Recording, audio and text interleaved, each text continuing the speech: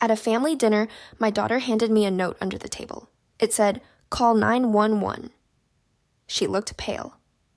I didn't panic. I did this. 17 minutes later, my parents were being handcuffed in their own dining room. I still remember every detail of that Sunday evening. The smell of my mother's pot roast filling the house. The sound of my father's voice booming from the living room as he told stories to my younger sister's kids. The clatter of dishes being set on the table by hands that had done this same routine for 30 years. It should have been normal. It should have been just another family dinner where we caught up on each other's lives, where the kids played together afterward, where I helped my mother wash dishes, while we talked about everything and nothing. Instead, it became the night that changed everything I thought I knew about my family. My daughter Sophia had been acting strange for weeks. She's normally outgoing, talkative, the kind of kid who lights up a room when she walks in. But lately, she'd been quiet, withdrawn, spending more time in her room than usual.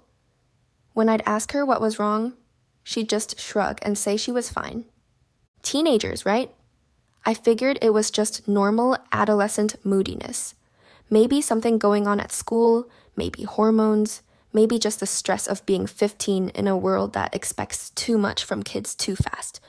But that Sunday, as we pulled into my parents' driveway, Sophia grabbed my arm. "Mom, do we have to go in?" I looked at her in the rearview mirror. She was pale, paler than I'd seen her in weeks, and there was something in her eyes that looked almost like fear. "What's wrong, sweetheart? Are you feeling sick?" She shook her head quickly. "No, I'm fine. Can we please leave early tonight? We just got here. Your grandparents are expecting us for dinner." She didn't say anything else, just stared out the window at the house where I'd grown up, where I'd spent countless Sunday dinners just like this one, where my parents had always made us feel welcomed and loved.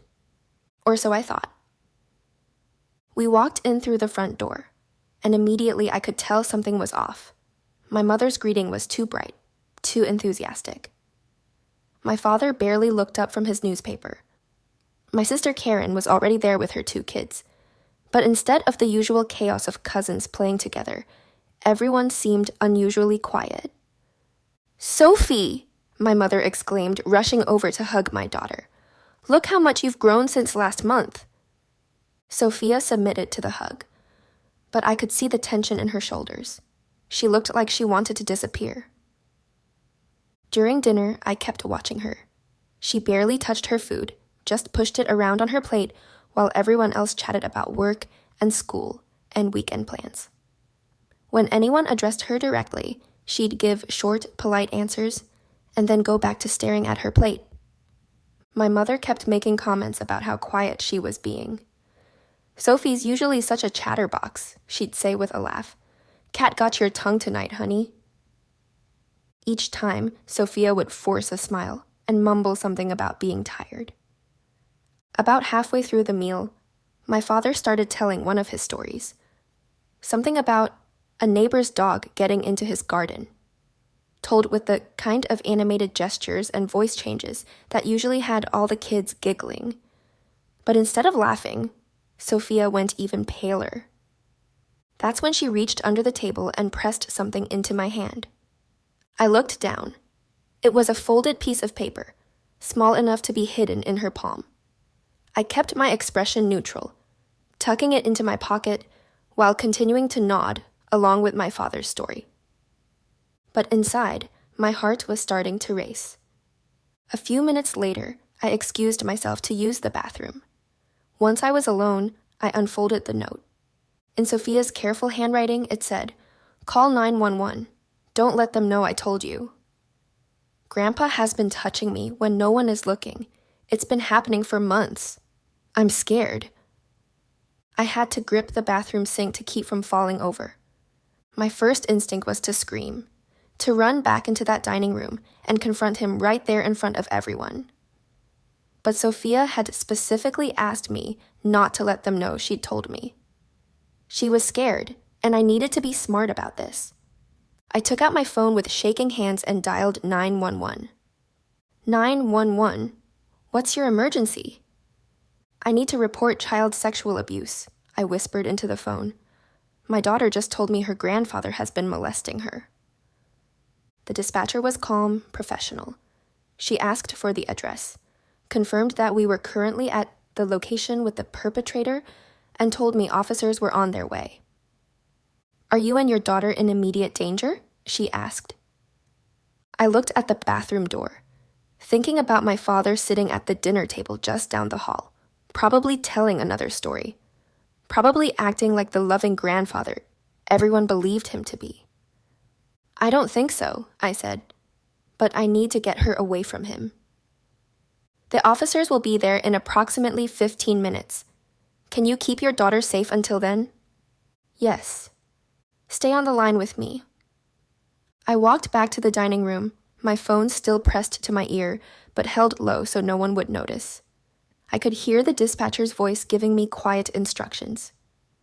Mom? Who are you talking to? Karen asked. Work, I lied smoothly. Sorry, I need to take this call. Sophie, come help me with something in the kitchen. Sophia looked up at me, and I could see the relief in her eyes when she realized I'd gotten her message. She stood up immediately. Where are you going? My mother asked. We haven't had dessert yet. We'll be right back, I said, guiding Sophia toward the kitchen. Once we were out of earshot, I pulled her close. I called the police, I whispered. They're on their way. You're safe now. She started crying quietly, the kind of tears that come from months of carrying a terrible secret alone. I'm so sorry I didn't tell you sooner, she whispered back. I didn't know how. I was scared no one would believe me. I believe you, I said firmly. And we're going to make sure this never happens to you or anyone else again. The next few minutes felt like hours. We stayed in the kitchen, pretending to look for something while I kept the dispatcher on the line.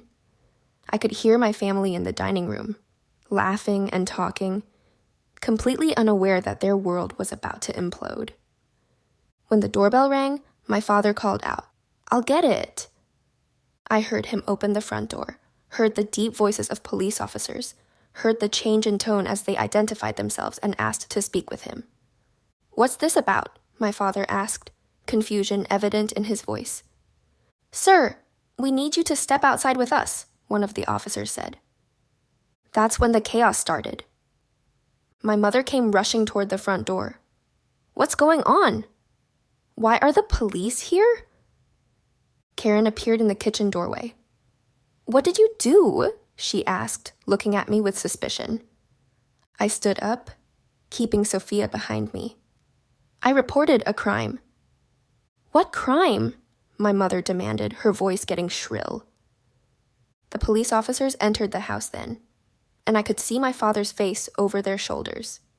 He looked confused, but there was something else there too. Something that looked almost like resignation. "Ma'am," one of the officers addressed me. "Are you the mother who called?" "Yes." "We need to speak with your daughter privately." My mother looked back and forth between me and Sophia, and I could see the moment when understanding began to dawn on her face. "No," she said quietly. "No, no, no, this is not happening." "Mom," I said as gently as I could, "Sophia told me what's been happening. She told me about Grandpa." The look on my mother's face will haunt me forever. It wasn't shock or disbelief. It was the look of someone whose worst fear had just been confirmed. "You knew," I said, the realization hitting me like a physical blow. "You knew this was happening." She didn't deny it. She just stood there, tears streaming down her face, while police officers read my father his rights in the next room. Karen was standing in the doorway, her mouth hanging open. "This is insane," she said. "Dad would never.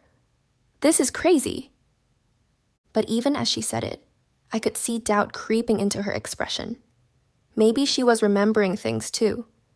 Maybe she was starting to put pieces together that she'd ignored for years. The officers took Sophia into another room to get her statement. They were gentle with her, experienced in handling these kinds of situations. One of them stayed with me to get my account of what had happened. "How long has this been going on?" he asked. She said months, but honestly, I don't know. I should have seen the signs. I should have known something was wrong. "Ma'am, this is not your fault. Children often don't tell anyone about abuse for a long time. The important thing is that your daughter felt safe enough to tell you, and you took immediate action." Meanwhile, my mother had collapsed into a chair, still crying. Karen was trying to comfort her, but I could see the confusion and anger in my sister's eyes. "How could you call the police without talking to us first?" Karen demanded. "This is our family. We could have handled this privately." Privately? I stared at her in disbelief. He was molesting my daughter. What exactly would handling it privately have looked like? "You could have talked to Dad, made sure it never happened again." Karen, listen to yourself. You're talking about covering up child sexual abuse. I'm talking about protecting our family. I am protecting my family. I'm protecting my daughter. The officers finished taking Sophia's statement and came back to the living room. My father was already in the back of a police car outside. "We'll need your daughter to come to the station tomorrow to give a more detailed statement," one of them told me. "And we'll need her to have a medical examination." I nodded, feeling sick at the thought of what Sophia would have to go through, but knowing it was necessary. "What happens now?" my mother asked quietly. "Your husband has been arrested on charges of child sexual abuse. He'll be held pending a bail hearing.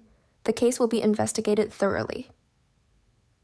After the police left, the house felt eerily quiet. Karen had taken her kids home, unable to process what had happened. My mother sat at the kitchen table, staring at nothing. "I should have stopped him," she said finally. "What do you mean?" "When you were little, I suspected. But I told myself I was imagining things. When Karen was born, I watched more carefully, but he seemed fine with her. I thought maybe I'd been wrong. I felt like I was going to be sick. He molested me too?" She nodded, tears starting again.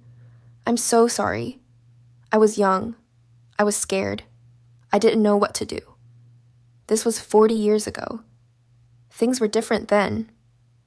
"Things weren't that different, Mom. Child abuse was still child abuse."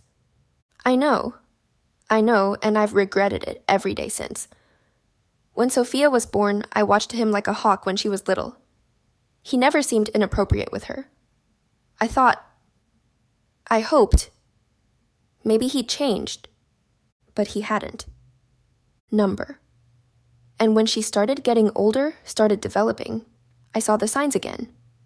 The way he looked at her, the excuses he made to be alone with her. But I told myself I was being paranoid because of what happened before. I stared at my mother, this woman who had raised me, who I'd thought was strong and protective, and realized I didn't know her at all. "You let him hurt your own daughter, and then you let him hurt your granddaughter." "I was afraid," she whispered. "I was afraid of losing everything. The house, the marriage, the family. I was afraid no one would believe me. So you sacrificed us instead." She didn't have an answer for that. Over the next few weeks, the truth came out piece by piece. My father had been abusing children for decades. Me, then Sophia. And as the investigation progressed, 2 other girls came forward. Cousins who had been too afraid to speak up, who had thought they were the only ones. My mother filed for divorce and moved in with her sister. She couldn't handle staying in the house where so much had happened. And honestly, I wasn't sure I could handle her being there anyway. Karen and I barely spoke for months. She couldn't accept what our father had done, kept insisting there had to be some mistake, some misunderstanding. It wasn't until one of our younger cousins confirmed that he'd abused her too that Karen finally began to believe. My father was sentenced to 15 years in prison. He never admitted guilt, never apologized, never showed any remorse for what he'd done to his own family. But Sophia? Sophia got stronger every day. She went to therapy, she had the support of her school counselors, and she had me, a mother who believed her and protected her when it mattered most. The hardest part wasn't dealing with the legal system or the media attention when the story broke. The hardest part was realizing that the family I thought I had never really existed. That the man I'd called Dad, who had taught me to ride a bike and helped me with homework and walked me down the aisle at my wedding, had been hurting me and others all along. But you know what? We survived. Sophia and I, we built a new kind of family. One based on truth and trust, and the knowledge that we would always protect each other, no matter what. And when people ask me if I regret calling the police that night, if I regret destroying my family, I tell them this: I didn't destroy anything. I stopped a predator. I protected my daughter, and who knows how many other children who might have been his future victims. That note Sophia slipped me under the dinner table was the bravest thing I've ever seen. And my response to it, calling 911 without hesitation, was the most important phone call I've ever made. Sometimes being a good mother means making the hardest choices. Sometimes it means sacrificing everything you thought you knew about your family to save the person who matters most. Did I do the right thing, or should I have tried to handle it within the family first? Let me know in the comments. And if you want more stories like this, hit subscribe and tap the bell.